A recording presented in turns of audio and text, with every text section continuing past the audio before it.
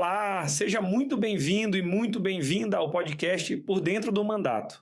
Este é um programa criado para quem quer saber um pouco mais sobre as proposições legislativas que eu, deputado federal Rubens Pereira Júnior, apresentei na Câmara dos Deputados. Toda semana, nossos apresentadores gerados por inteligência artificial vão falar sobre um projeto apresentado, mostrar como ele impacta na vida real das pessoas.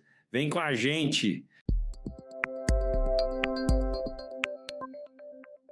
Olá a todos que nos acompanham em mais uma de nossas explorações. A nossa missão nesta análise aprofundada de hoje é destrinchar um documento recém-saído do forno legislativo brasileiro. Isso mesmo, um material bem denso. Exato. Estamos falando do projeto de lei número 762 de fevereiro de 2026. E o nosso objetivo aqui é pegar toda aquela complexidade técnica, sabe? Aquele emaranhado de regras difíceis e traduzir isso para entender, na prática, como o Brasil planeja domar os sistemas de inteligência artificial operando em setores que são absolutamente críticos. Setores vitais para a sociedade, claro. Certo, vamos desdobrar isso. Porque não estamos olhando para mais um texto burocrático que vai acumular poeira numa gaveta qualquer lá em Brasília. O que a gente tem em mãos é, essencialmente, um manual de sobrevivência, quase? Exatamente. Um mapa de navegação para o futuro da tecnologia, da saúde, do transporte e da justiça. É sobre colocar rédeas nas máquinas que já estão silenciosamente tomando decisões. E o cenário é exatamente esse. A urgência é muito palpável, a inovação tecnológica pisou no acelerador de uma forma que, bem, deixa as instituições tradicionais meio tontas. Comendo poeira. Pois é. E o que essa proposta tenta fazer não é parar o carro. Ninguém quer isso. A ideia é construir as rodovias e os semáforos. É uma busca constante para um ponto de equilíbrio muito delicado. Ninguém quer asfixiar o desenvolvimento, né? Ou impedir que a IA traga saltos de eficiência para a economia. Claro. Mas a premissa fundamental do texto, que, aliás, bebe muito na fonte das discussões globais, é criar uma blindagem para os direitos fundamentais.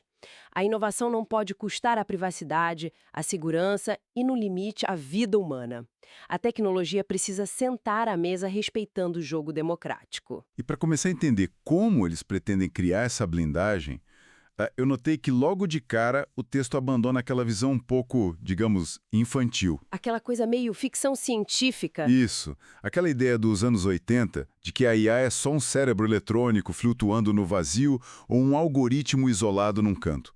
Eles criaram um conceito chamado circuitos cognitivos setoriais. Sim, o artigo 2º. Basicamente, a regra reconhece que a inteligência artificial é um ecossistema gigantesco. Não é só a rede neural. É o banco de dados que alimenta, são as interfaces, os cabos, as políticas das empresas. É o pacote completo. O que é fascinante aqui é como o legislador finalmente compreendeu a infraestrutura invisível do mundo moderno. Tratar um algoritmo de forma isolada simplesmente não funciona mais. A enxugar gelo. Exato. Um circuito cognitivo é um termo que captura essa teia de aranha onde tudo está interligado. E justamente por reconhecer essa complexidade brutal, a regulação não coloca todas as IAs no mesmo balaio. A abordagem escolhida foi estabelecer uma matriz de risco. 4 níveis, certo? Isso. Baixo, médio, alto e crítico. A severidade das regras aumenta conforme a pontuação de perigo do sistema sobe. Mas como se traça essa linha na areia? Porque o algoritmo que me recomenda uma comédia romântica no fim de semana não pode ser julgado pelo mesmo tribunal que avalia uma IA coordenando pousos de avião. Sem dúvida. E os critérios para definir essa gravidade descritos no artigo 3º são bem pragmáticos. A avaliação mede coisas muito reais. Qual é o potencial daquele sistema causar danos físicos a alguém? Ele pode desencadear uma crise na saúde pública. Existe a possibilidade de um viés no código violar direitos de uma minoria. Ou, num cenário mais macro, essa IA tem o poder de derrubar o sistema bancário. Apagar a rede elétrica de uma cidade. Perfeito. E, além disso, tem um fator-chave, que é o grau de autonomia decisória da máquina. Ou seja, o quão solta a coleira tá. Exatamente. Se a máquina só sugere algo para o humano decidir, o risco é 1. Mas se a máquina decide e executa sozinha, o botão de alerta vai para o teto. Quanto menos o ser humano participa da equação final, maior é a consequência e o escrutínio exigido. E tem um detalhe, a classificação não é gravada em pedra, ela tem que ser reavaliada a cada 24 meses. O famoso ajuste de rota obrigatório, porque a tecnologia avança rápido demais. Mas agora vamos falar sobre a Série A das regras, a Champions League da fiscalização. Os níveis alto e crítico. Isso. Uma das partes mais exigentes foca na arquitetura do sistema.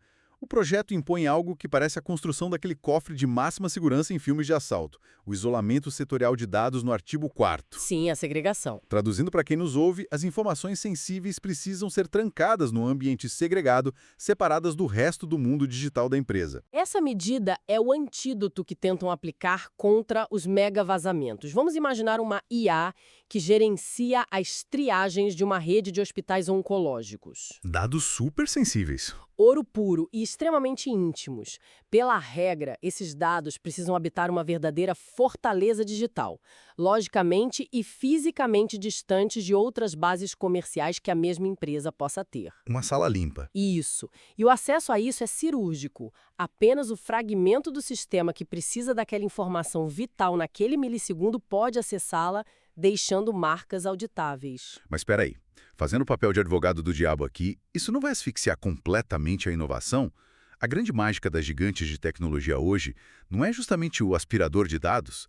Eles pegam informações de tudo quanto é lado para deixar os modelos mais inteligentes. Essa é a grande tensão. É o que tira o sono de muito executivo no Vale do Silício. Imagino. É uma quebra de paradigma. A indústria se acostumou a um modelo de faroeste, onde todo dado solto era pasto livre. Mas o texto legislativo é categórico ao frear isso em setores críticos. A ideia não é impedir a IA de aprender, mas forçar que esse aprendizado seja consentido, Rastreado. justificado e não feito na calada da noite, usando a vida da população como laboratório. Aqui é que a coisa fica realmente interessante. Tem uma proibição clara sobre a retroalimentação automática de modelos generalistas. Sabe aquela inteligência artificial famosa que escreve redações, que aprende absorvendo a internet inteira? Sim, os grandes modelos de linguagem. Ela não vai poder simplesmente engolir os dados de um tribunal de justiça ou de um banco de sangue para ficar mais esperta. Não existe mais o puxar tudo com uma rede de arrasto. Para usar um dado sensível, a empresa vai precisar provar o motivo, ter base legal e registrar tudo. O cerco à mineração predatória nunca foi tão explícito.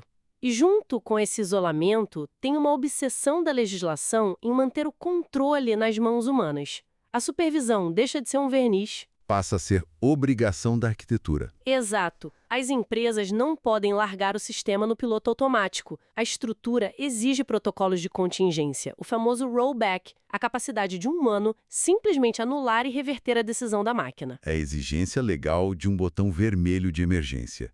A gente brinca com aquela cena clássica do cinema, quando Hal Azimil tranca o astronauta fora da nave e diz: "Sinto muito, Dave, não posso fazer isso." Clássico. A lei basicamente diz: vocês precisam construir a nave de um jeito que o Dave sempre possa puxar o plugue da tomada. E a nave tem que ter um modo de falha que não exploda todo mundo.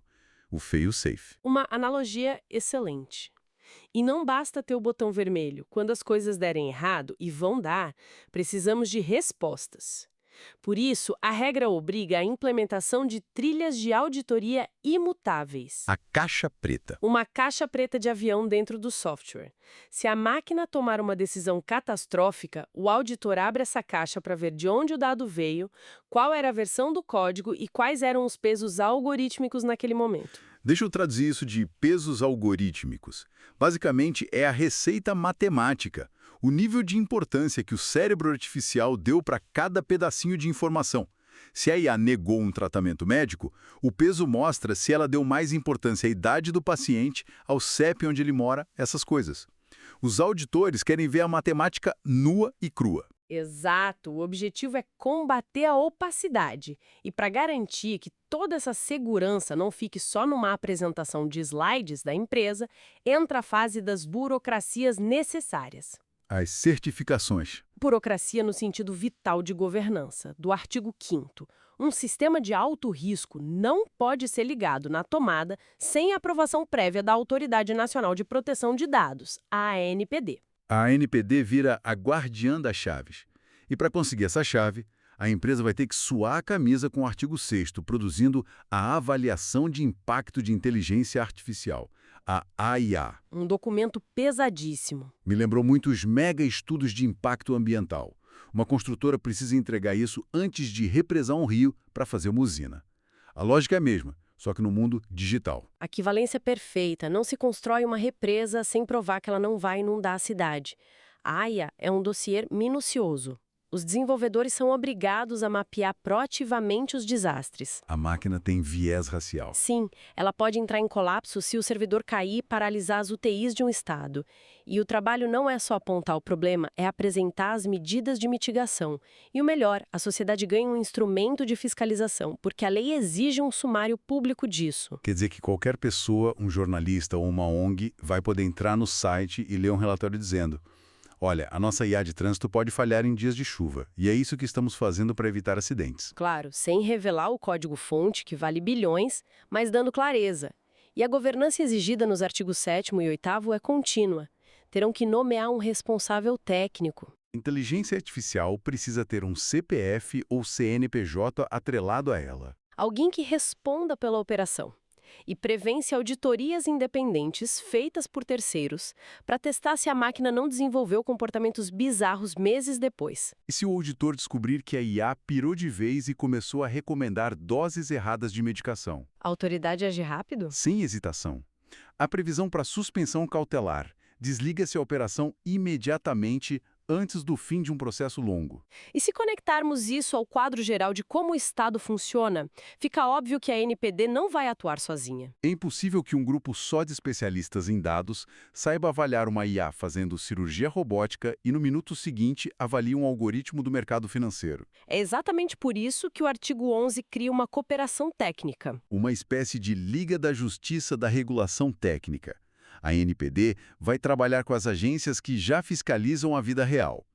Se uma empresa quer lançar uma IA que diagnostica câncer, a Anvisa senta na mesa. Se for na malha ferroviária, a ANTT entra em ação. Se for na justiça, o CNJ. Nas eleições, o TSE é uma malha de proteção inteligente. E para oxigenar esse grupo, o projeto prevê no artigo 12 um Comitê Técnico Setorial Consultivo Permanente. Uma mesa redonda com governo, academia, sociedade civil, indústria, para ficar ajustando o termômetro do risco o tempo todo. Agora vamos tocar na ferida. O que acontece com a empresa que olhar para tudo isso, der de ombros e achar que vale a pena arriscar? O artigo 10º traz as punições. E não brincam em serviço. Longe disso. Tem a obrigação de publicar a própria infração, o que é um pesadelo de relações públicas. E tem as multas proporcionais ao caixa da empresa. Mas tem duas sanções que são a opção nuclear. As suspensões. O texto permite a paralisação temporária do sistema e, no limite absoluto, a proibição total de exercer qualquer atividade de IA no Brasil. Imagina o impacto financeiro de ser banido de um país com mais de 200 milhões de habitantes. Mas, trazendo essa discussão para o chão da fábrica, como é que esse novo mundo afeta a vida do cidadão que está só usando o celular ou tentando financiar um carro? O projeto afeta os direitos diretos no artigo 14. Se a IA tomar uma decisão sobre você, você tem o direito de saber que foi uma máquina, tem o direito à explicabilidade. Entender os motivos daquela decisão. E o direito vital à revisão humana. Sim, e eles não reinventaram a roda. Eles atualizaram as leis basilares. A LGPD ganha regras específicas para o isolamento de dados. O Marco Civil da Internet passa a exigir relatórios de transparência de provedores de IAs críticas. Mas a mudança que vira o mercado de cabeça para baixo está no Código de Defesa do Consumidor, não é? A responsabilidade objetiva. E eu faço questão de explicar o que isso significa, porque é o fim de uma era. Hoje, se você usa um serviço e dá errado, a empresa diz: foi erro do sistema, a máquina aprendeu sozinha. Com essa mudança, se a IA causar um dano por defeito de concepção, o fabricante pague a conta. Ponto final. Acabou a desculpa de que o cachorro comeu meu dever de casa na versão digital. Se a montadora vende um carro com piloto automático e ele falha num cruzamento, a empresa assume o risco integral. Traz uma segurança jurídica imensa. E para os sistemas que já estão operando hoje, A gente viu no artigo 13 que eles terão um período de transição, 12 meses para os de impacto moderado e até 24 meses para as arquiteturas críticas se adequarem, apresentando planos de conformidade. Eles vão ter que trocar o pneu com o carro a mano. Exato. Então, o que tudo isso significa no final das contas? Significa que o Brasil está tentando se alinhar com padrões internacionais fortes, como o EU AI Act da Europa, que foi claramente a inspiração lá na justificativa do projeto. Uma inspiração tropicalizada. Perfeito, adaptada para o nosso ecossistema. É um esforço para garantir que a conveniência absurda da inovação não atropele a nossa dignidade humana, a segurança jurídica e a privacidade. Essa é a síntese. A tecnologia deve servir à sociedade e não o contrário. É excelente ver a lei focando no como construir e no porquê auditar. Mas, e há sempre o mais, nas fronteiras do conhecimento. Isso levanta uma questão importante. Lá vem. Uma questão que não tem a ver com o que já discutimos, mas que nasce do próprio texto da lei. O artigo 14 garante o direito à explicabilidade das decisões. Porém, à medida que as redes neurais profundas, o deep learning, se tornam exponencialmente mais complexas, Sim. elas agem como verdadeiras caixas pretas indecifráveis até para os criadores delas. São bilhões de parâmetros matemáticos simultâneos. A máquina fornece um resultado incrível, mas os próprios engenheiros geniais não conseguem mapear o caminho exato que os dados percorreram. Nem quem criou sabe explicar passo a passo? Exato, o cérebro humano não processa essa quantidade de variáveis conjuntas. Então, será que a lei está exigindo algo que, num futuro muito próximo, será matemática e tecnologicamente impossível de ser cumprido por um ser humano? Nossa. A lei vai conseguir acompanhar a evolução cognitiva das máquinas? Ou a própria natureza da IA vai tornar essa explicação humana uma ilusão? Fica o convite para a nossa audiência a refletir sobre esse paradoxo técnico e jurídico. Isso de explodir a cabeça pensar que a gente pode estar escrevendo leis para uma inteligência que já não cabe nos nossos próprios limites matemáticos. Uma provocação fantástica para encerrarmos a exploração de hoje. Muito obrigado a todos que nos acompanharam e até a próxima análise aprofundada. Obrigado por escutar este episódio. Compartilhe com seus amigos e familiares e também nos siga nas redes sociais pelo @Rubens Pereira Júnior, com JR no final, para ficar por dentro do nosso mandato. Até a próxima!